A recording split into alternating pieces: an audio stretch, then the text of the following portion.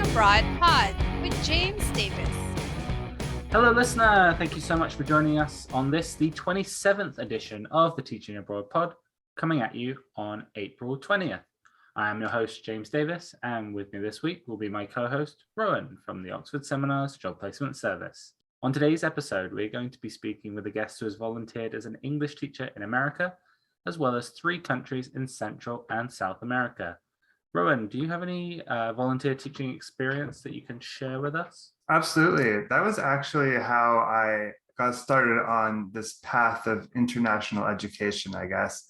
I deferred my acceptance to university and went and spent 3.5 months on a youth volunteer exchange in Cerro Redondo, Cuba. And it was just such an amazing experience, so eye-opening. You know, in a small town in Cuba, sugar mill town. I got to live with a host family, so I was really part of the family experience and really get out in the community. I fell in love with, playing dominoes and drinking rum with the Cubans, and I got to work at a secondary school as a phys ed and basketball coach, which was a lot of fun. Kind of being just out of high school, I still had in my head all the the activities, the warm-ups and practice drills from my basketball days in high school and my phys ed classes and stuff. So I just basically put on my old teacher's hat and tried to copy what they had done, which was great until that day when the one volleyball we had landed on a sharp rock and popped, and then we couldn't do volleyball anymore. So it was pretty much basketball for the rest of the semester. But yeah, it was just such an amazing experience. It was my first real English teaching experience too. On Fridays, we taught English to the Cuban participants in the program. And I think Wednesday nights, we took turns teaching English to members of the community who otherwise wouldn't have had a chance to study English.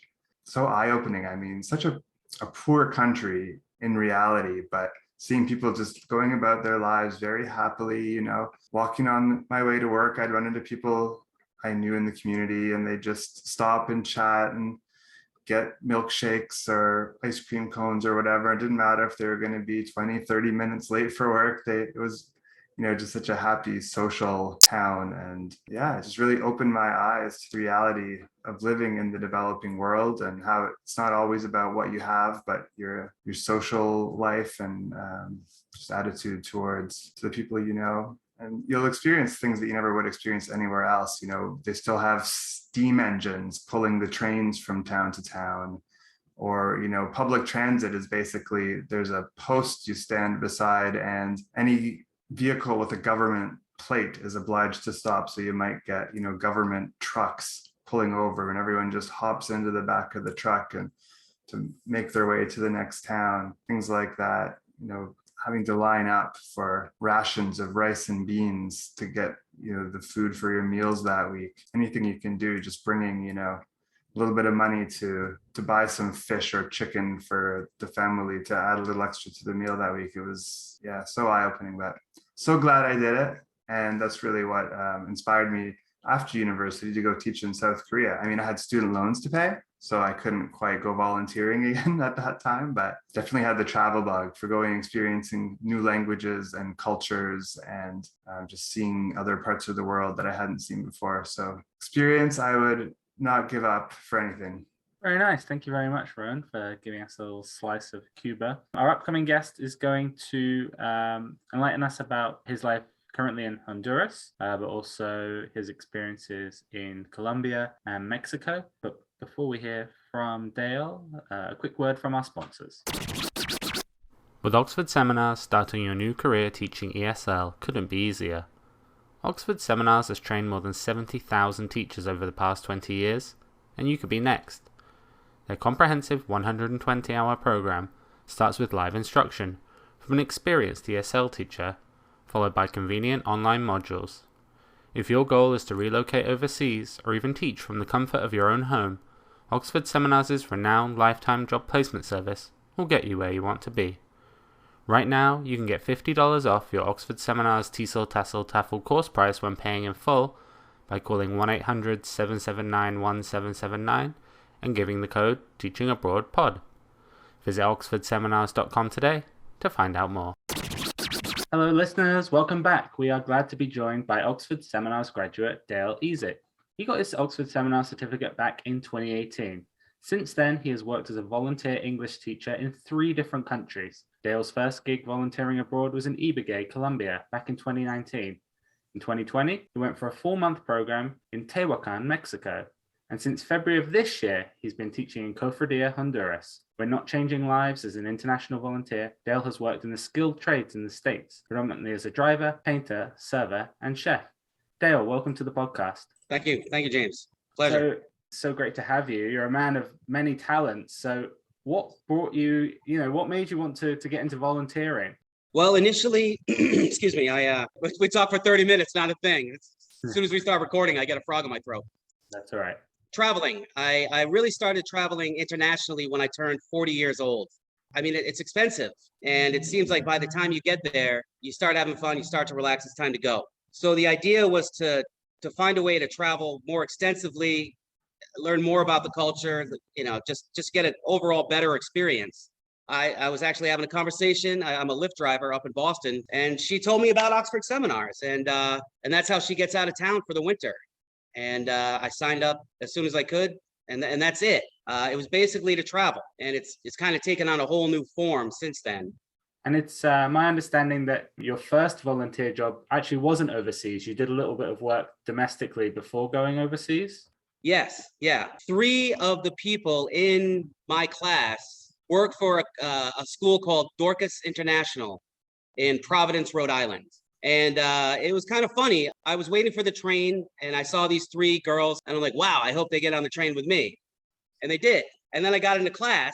They got off on another stop. I got into class and lo and behold, these 3 girls walked in. I was like, what? So that was funny. So we all lived in Providence and we had to go to Boston to go to these classes. So I was like, I'll pick you guys up. We'll ride together. And we became friends and they told me about Dorcas International and they invited me to be an assistant to help out. They've got people from all over the world, Afghanistan, Syria, Guatemala, the Dominican, Puerto Rico, and they help immigrants and refugees acclimate to living in the United States. How to interview for a job, how to set up an email account, how to talk to your kids' teachers, things like that. So, and it was amazing. You're in a room with people from all over the world, 4 different languages, 4 different religions. And we had a lot of fun. And it was a great, great experience.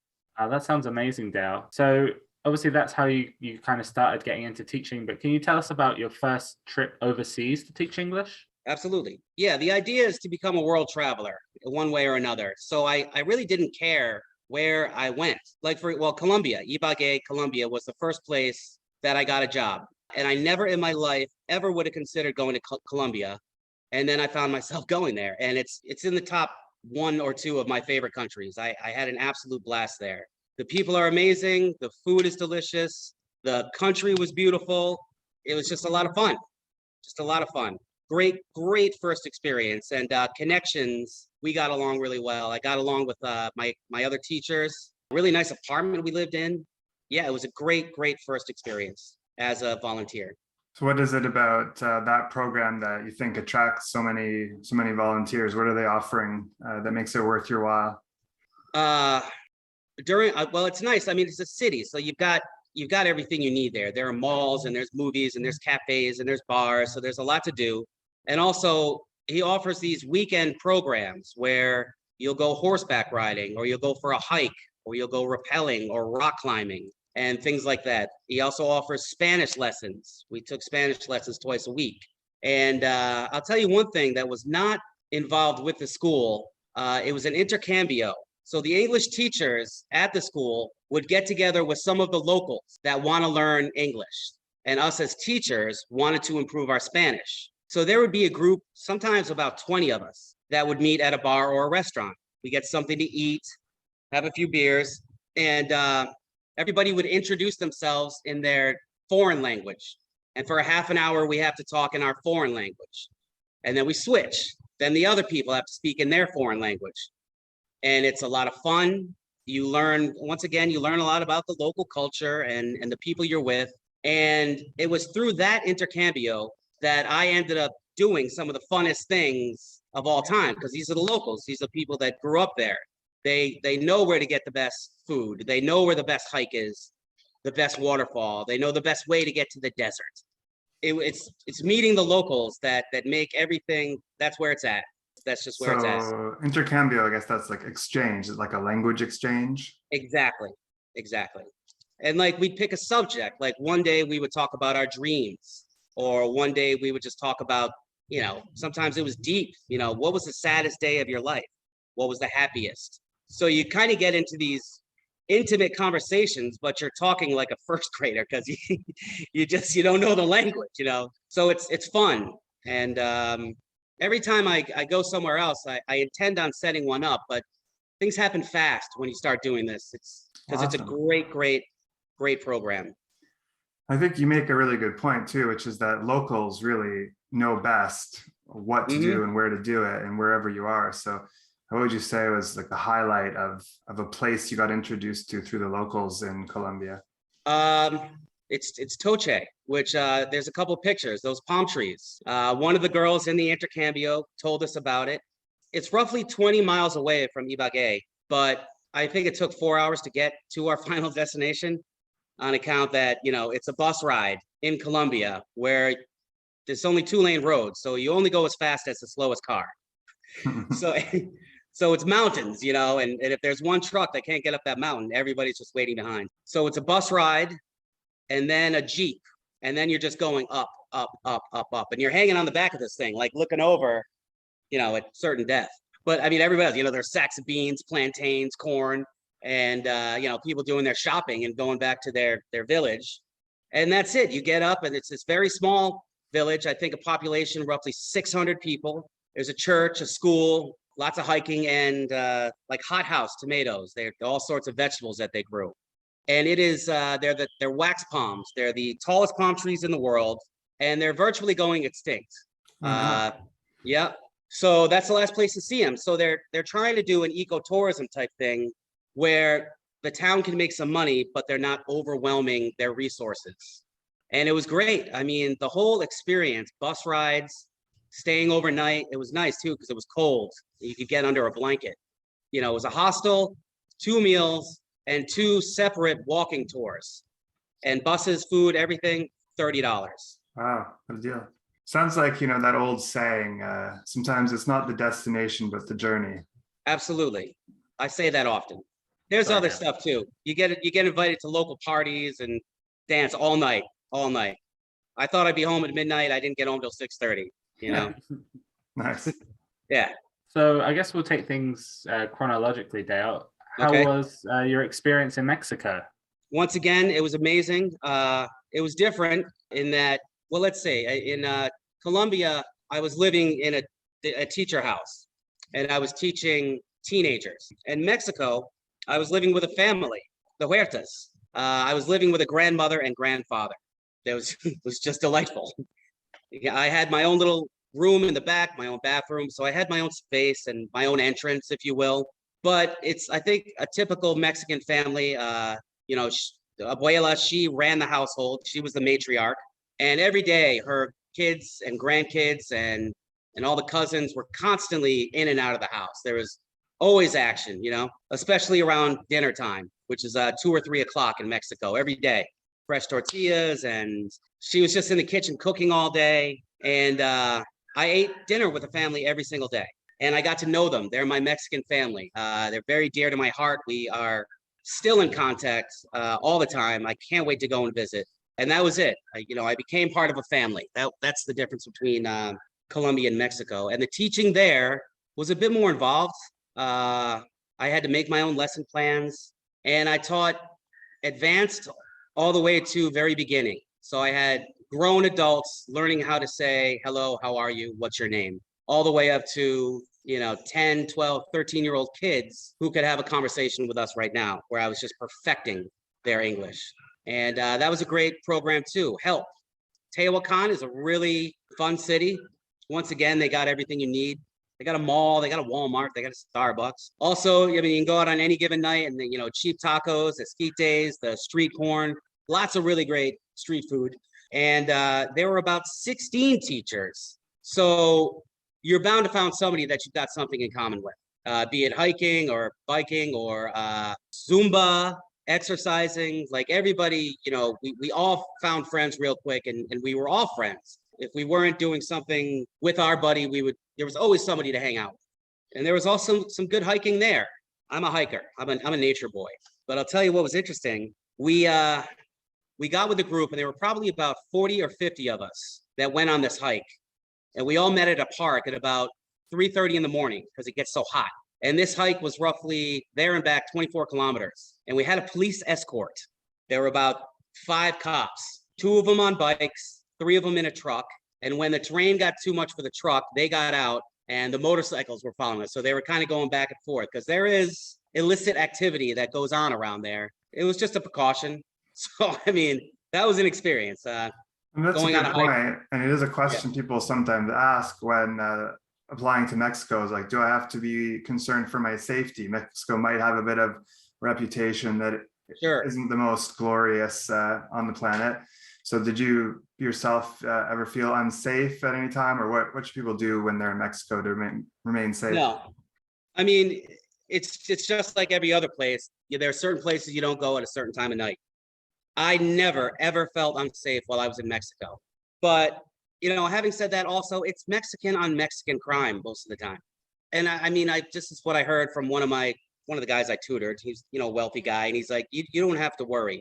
They don't want to mess with a gringo, because if they mess with a gringo, then the embassy has to get involved. And they don't want to draw that kind of attention to themselves. I didn't walk around like, hey, I'm white, you can't mess with me, and just don't be an asshole and you won't have a problem. Sounds good. Oh, you know what? What's cool? There's another picture of me in a cave, and I stuck around after the school closed, and I picked up a tutoring gig with this local guy. He owned the town zoo, which was in his backyard. So I'd be giving lessons, and we'd hear like lions roaring and tigers and pumas and jaguars and wolves, and I mean, he had it all, monkeys, and it was closed. So I tutored him. He was perfecting his English, and his kids. And if we wanted to take a break, we could just walk around and feed a grizzly bear some carrots, which was fun. But so he's a really wealthy guy. He was a politician, and he's got his own personal archaeologist. His house was full of thousands of artifacts from Mexico, which was wild. And it was also full of like stuffed lions and tigers, and there were probably like 40 life-size stuffed animals in his house. And one of his heroes was a man named Richard Scotty McNeish, who was what did I say? Not an architect, archaeologist. And he was obsessed with finding where corn was domesticated, where it started from what it used to be to what we have now, the giant ears of corn. And he found it not far from Tehuacan. He found the evidence that proved that that's where corn was domesticated, and that's where they started farming. That might be considered the beginning of social civilization in Mesoamerica, something like that. And there's also evidence that that's where the first dog was domesticated. Interesting. So yeah, that pretty amazing spot. And I'm actually on the news. He was there filming his own personal documentary about it to tell the local people about this really important part of history that's in their backyard.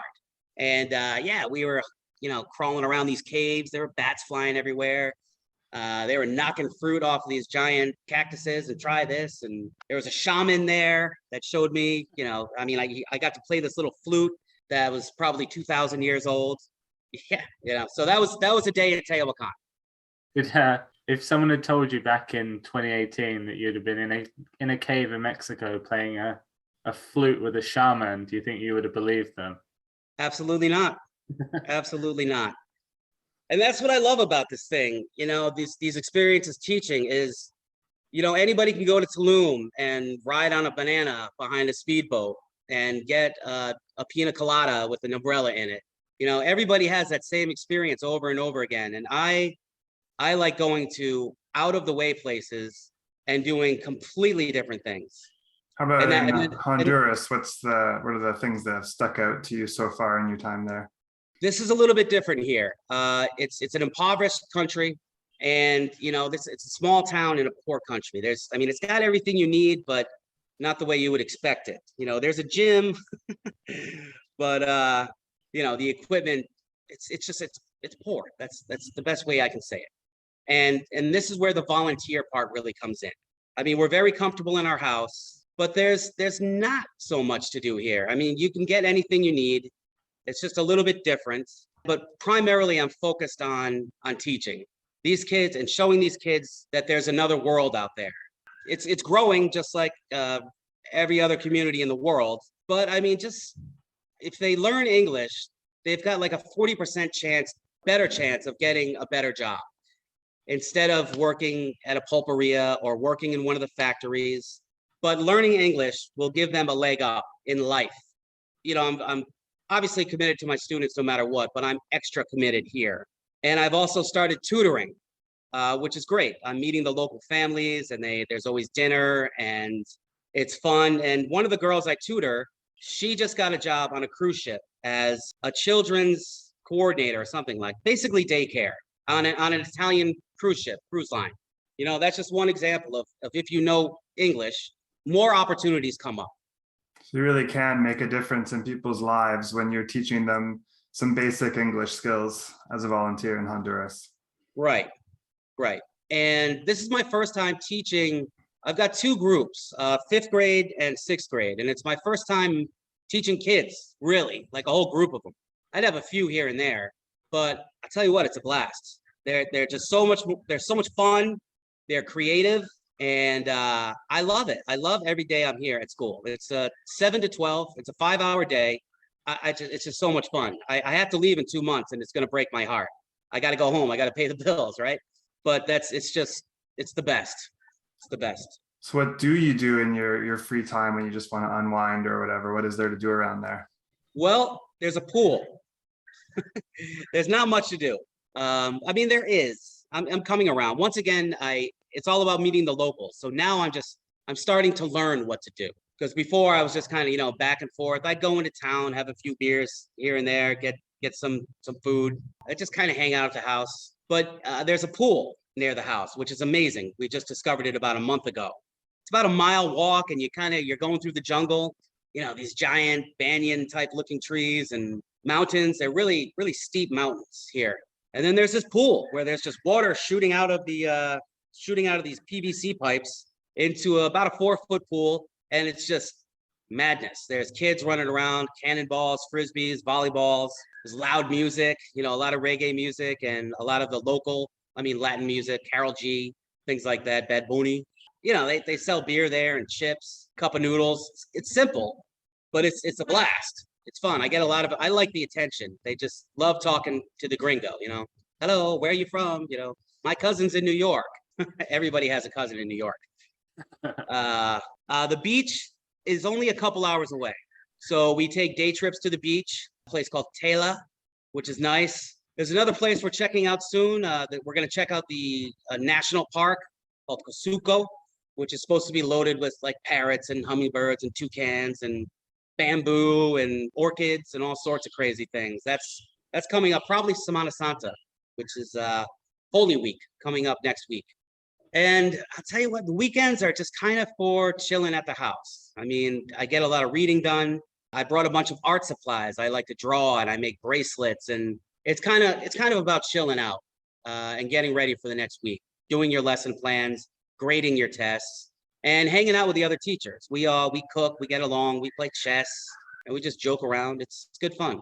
I do recall you saying that you were sort of in touch with or had been contacted by another local school that was looking for volunteers. How much demand is there for volunteer teachers in Latin America, and why do you think that is? Well, there's a shortage of teachers here, even the public schools. There's not even enough. I don't think there's enough school for all the kids that want to go.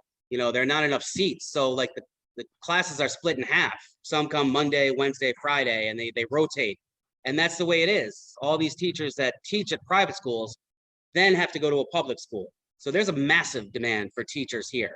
I think there might be a shortage of teachers, volunteers everywhere, because there's so many people that want to learn English, and there are so many places you can go. So if you've got the option between A and B, you go with the one that looks better. And honestly, a lot of them look better than Honduras. That's the sad truth. Sad truth. I mean, you probably say the same thing about Nicaragua. You see the painting behind me was a lovely painting from a painter in Nicaragua who we met on the side of the road. And, Wow. it's a very poor country. There's not a lot of Yeah. paying teaching gigs. Mostly it's volunteer. And they Yeah. have a really hard time finding people who are willing to go on their own dime, fly down there and teach for no money, even though, Right. there's such a huge demand for it. Yeah. One of the fellow teachers here, Pete, a guy from Ireland, we got along really well. He told me Nicaragua was his favorite country he's been to. It's He beautiful. stopped I talking loved it about it. there. Yeah, I think it's my next destination. Nice. So get on that. You find a school in Nicaragua, I'll be ready in January. Do my best. No pressure, right? I get to relax during these podcasts. You got the hard work. So, Dale, you mentioned the food in Colombia. You've mentioned, your home cooked meals in Mexico. Over the past few years, what have been your culinary highlights? Well, in Honduras, they've got something called a baleada, which I'm obsessed with. We eat them all week. It's basically like this really nice tortilla that's a cross between a flour tortilla and a naan, if you will. It's like a big flour tortilla, really, really flavorful. And they just throw beans, eggs, and cheese in there, maybe a little hot sauce. And you can put meat, you can put chicken and sausage, and they just kind of fold in half, and they're delicious. So baleadas in Honduras. Mexico, I really like the culture of eating dinner at 2:00. So you come home from school, you eat dinner with the family, and then you go to your soccer practice or your violin lessons or your English classes. And then you come home roughly 8:00, and that's quote unquote dinner. And it's usually something very light. It might just be some watermelon or a tortilla with beans, or my favorite was esquites, street corn, but not the kind on the cob. They put it in a cup. There's like a broth with corn and mayonnaise. I know it sounds gross. Mayonnaise, cheese, more corn, and chili and lime. And that is just, it's really rich. And just a small cup is like 30 cents. And it's also the time where neighbors kind of chat with each other. Everybody goes out and, you got your kids and they might just want a little cup of ice cream or a banana with cream and cornflakes on it. There's a lot of weird food too. But that's what I loved, the evenings. And it's nice and cool out finally. It's like a social hour where you go and get a snack with everybody in your neighborhood. And What about Colombia, drinks? well, I'm a beer guy. So every country I go to, I find my beer. Here it's called Salve Vida, which means lifesaver. Colombia, I think the beer I drank was called Colombia, but there's also aguardiente, which is not very strong. You can get it strong, but it's kind of got a licorice flavor, and everybody kind of does shots of that. And Mexico is Victoria. Victoria is really, really nice beer that I don't think is available in most places in the United States. But if you're a beer drinker, like a Corona type of beer. kind of like a Corona, but darker, a bit more amber in color. Look for it if I'm ever in Mexico. Absolutely. And but other than that, I mean, yeah, I don't stray too far from beer. So, Dale, before we let you go, Sure. there is one big final question that we like to ask all of our guests. Mm-hmm. Someone at the beginning of the journey that you've been on, so they're thinking about, well, maybe I'll take a course or maybe I'll travel overseas, but Right. they're not quite sure. What would you say to those people who are on the kind of cusp of doing what you've done over the past few years? All right. I would just say do it first off. That the journey starts even just in the class, like taking the actual class itself. You start to get out of your shell. You're meeting other teachers, and some of them might already be from other countries. And it's interesting. We had students from Thailand, China, Senegal, Dominican Republic. So you're already meeting people from around the world. And that's interesting. And then you just start asking them, well, what are your plans? Where are you going? Why are you doing this? And I'm going here because of this and here because of that. And you're like, wow, I have never heard of anything like that before. I mean, the very moment you step into class, your journey starts. And that's part of the fun. Oh, Dale, that's been absolutely wonderful to speak to you. Really commend you for all the good work you're doing. Best of luck over the next 2 months in Honduras. All right. And we'd love to speak to you again sometime. And hopefully Rowan will get to work, get you that job in Nicaragua as well. Nice. All right. I would appreciate that. Hey, fellas, it's been an absolute pleasure. I enjoy your podcast, and I look forward to hearing more in the future. How'd you like it? Thanks so much. And I'll be talking to you again soon. Take Bye, care. Dale. Good All luck. the best. Thank you. And thank you again to Dale for being such a wonderful guest. Certainly very eye-opening, and I'm sure we'll be in touch with him in the future to find out where he's off to next. Before we let the good people go, Rowan, do you have a JPS update for us today? Yeah, for sure. We do have quite a few volunteer, short-term, especially volunteer opportunities available through our contacts. And that's a really great way to give back to your host community, especially for those looking for a short-term international opportunity. Most of the opportunities available through our contacts are for a minimum of 3 months, although there are some 1 to 2 month options available in Colombia as well. Going south, starting in Mexico, we've got contacts with 4-month paid volunteer positions, they call them, starting in January and April or May or August or September each year. They offer free shared housing and a stipend of 5,000 Mexican pesos per month. Those are with their private language school, as well as some community outreach classes in public schools. Down to Guatemala for 3+ months. There are primary and middle schools in Ciudad Vieja and San Lorenzo El Cubo, which are about 10 to 20 minutes from Antigua. And they have homestay available for $140 per week, or a shared apartment for $250 to $300 per month. And these programs offer English and education in general to children in need. Then in Honduras, there's what Dale has told us all about, the 3+ months positions in Brisas del Valle, starting various months, free accommodations in a teacher house. As English is becoming a requirement for many jobs now, this program helps disenfranchised locals to become more employable. Then in Costa Rica, again, 3+ months in Copi de Dota. And this town is right next to a national park and has a definite ecological focus. So this nonprofit educational center is dedicated to promoting social development through learning, and they offer programs to community members of all ages in the areas of English as a foreign language, environmental education, and cultural development in order to foster social sustainability. For that one, food and lodging costs $500 for 3 months, and their positions typically begin in February, but they sometimes have additional openings throughout the year as well. And for Colombia, we do work with 2 programs there, actually. One is the language school in Ibague that Dale mentioned. They have positions ranging from 1 to 6 months in length, and the program fee is $200 per month and $50 per additional week after that. And that includes hostel accommodation with food. They also offer foreigners the chance of having an amazing time, and Dale kind of talked about this as well, with not only the language and culture. On weekends, they take participants to do exciting sports and activities such as hiking, rock climbing, horseback riding, camping, rappelling, all that kind of stuff. And positions are open throughout the year. So for people looking for something short term, just to go experience the wilderness of Colombia, that's a great one to consider. The other is to work as a teaching assistant in public schools for 2 to 3 months, starting in April or July this year. Participants get free room and board with a local host family. So kind of like my Cuban experience, you really get to live like a local, eat like a local, be part of the community. And schools are located in the more rural regions of Colombia for that one.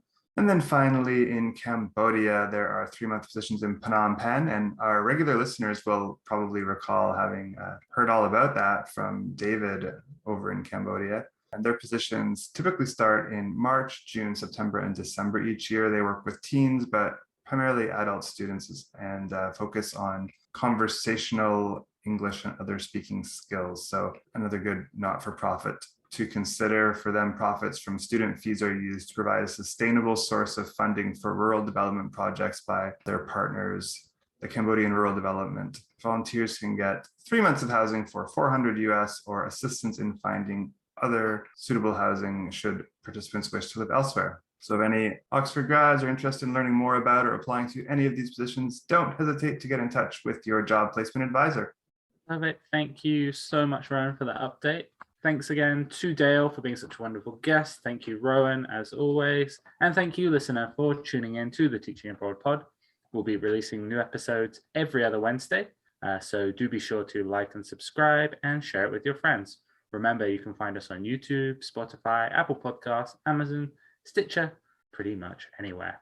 If you have any ideas you'd like us to discuss or anybody you want us to talk to, let us know. You can leave us a comment on YouTube, send us a message at Oxford Seminars on Facebook, Instagram, or Twitter, or you can email us at teachingabroadpod@oxfordseminars.com. Have a wonderful rest of your day.